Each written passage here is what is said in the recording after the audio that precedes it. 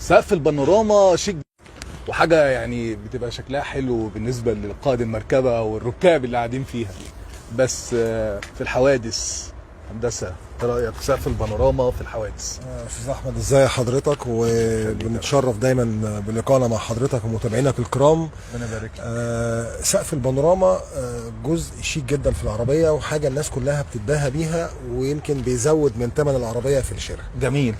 لكن لما نيجي نتكلم على السيفتي والمتانه وسلامه الارواح، انا من الناس اللي ما بحبش العربيه اللي فيها سقف البانوراما، غير الصيانات وبيبوظ وحاجه تقع على السقف، حاجه مش عارف ايه، فتضطر اللي شويه تراب وبفلوس كتيره. طبعا شويه تراب بس كده يخلوا المجر بتاعه الازاز تحصل فيها مشاكل. يعني هو ممكن يصرف له على السقف ده كام تقريبا عشان يصلح السقف بس؟ لا، احنا بنتكلم في سقف زي ده النهارده ثمنه بره التوكيل ما يقلش عن 70-80 الف جنيه. 70 ده بره التوكيل.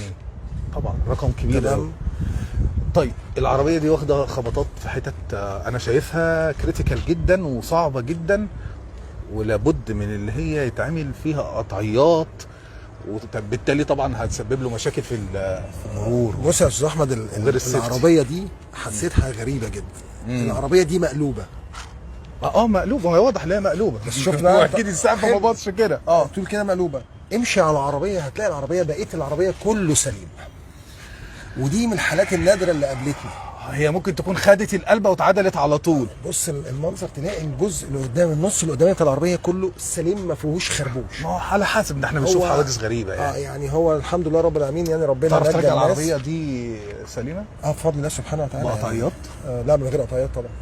في حاجات بتحتاج قطعيات يا باشمهندس احمد، عشان الناس برضو تبقى عارفه ان احنا كلامنا فيه مصداقيه، لكن اللي بنطلع نقول عليه ما فيهوش قطعيه هو فعلا ما فيهوش قطعيه. يعني ادي منظر زي اللي حضرتك شايفه ده ليه اقطع فيه؟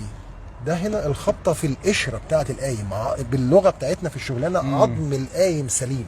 عظم القايم سليم. طب بس الناحيه الثانيه هندسه ايه اللي يخليني اقطع؟ سليم.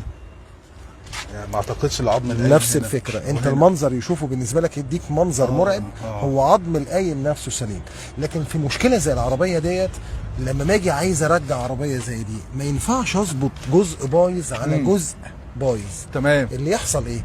ان انا اجيب شنطه جديده اعملها انا يعني اسف، شنطه جديده انا اعملها ترجع تاني زيرو، وابتدي اظبط على الشنطه ديت. ليه بقى؟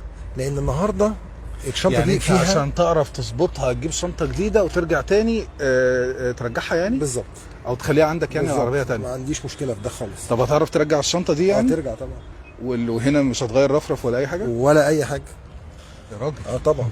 طيب انت يعني لا حضرتك المره دي انا عارف انت يعني حاسس ان احنا بنقول كلام. لا احنا البنت حضرتك بتيجي تفتش علينا وبتشوف بعينك. ايوه بالظبط كده. احنا بس هنخلي بس ايه، في حد دوره اللي هو ينزل في الكومنتات صور العربيه في مراحل التشغيل. حاضر.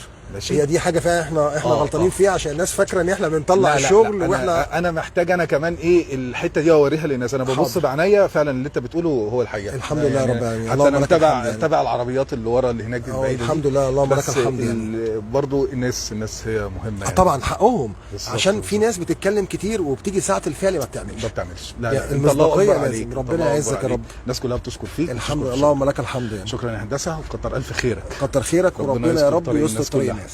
ربنا تسلم يا رب. سلام.